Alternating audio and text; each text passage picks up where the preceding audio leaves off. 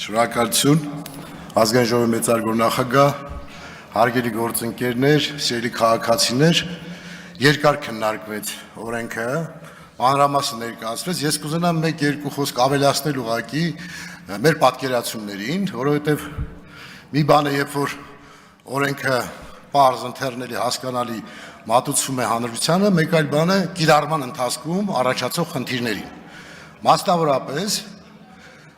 տեսուչները, որոնք կարող են աշխատել մեր քաղաքացիների հետ, հնարավոր է տարբեր նպատակներ նաև ունենան, հնարավոր է նաև տարբեր քաղաքական հայացքներ ունենան, հնարավոր է, որ քաղաքացիներին փորձեն ահաբեկել, վախեցնել, որ գիտեք, եթե հանկարծ չլրացնեք, կդատվեք, սա քրեական գործ է հարուցվել եւ այլն, խնդրում եմ, որ մեր քաղաքացիները շատ հանգիստ վերաբերեն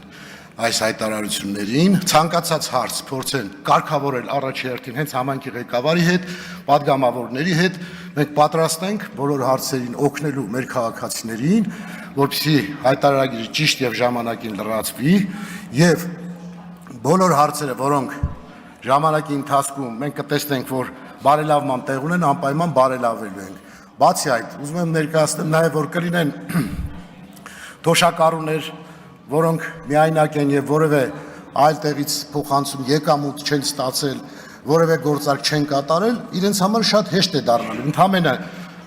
այնպիսի մի բլանկ է, որ ընդհանրապես ստորագրելու են, որ համաձայն են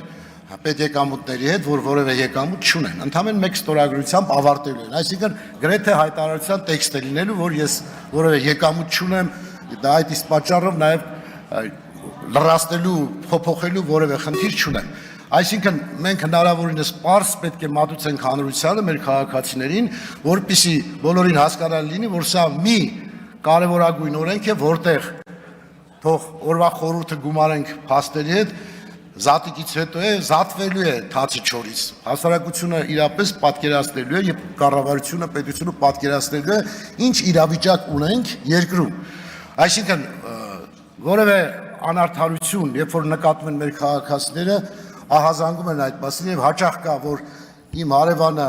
այսքան օգտվելով ամեն ինչից նպաստ է ստանում, այնինչ ես ոչինչ չունեմ, բայց նպաստ չեմ ստանում։ Այսպիսի հարցերի պատասխանը կտրվի այս հայտարարագրի միջոցով։ Մենք բոլորս կհասկանանք մեր քաղաքացիների իրական կարգավիճակը եւ այսպես կոչված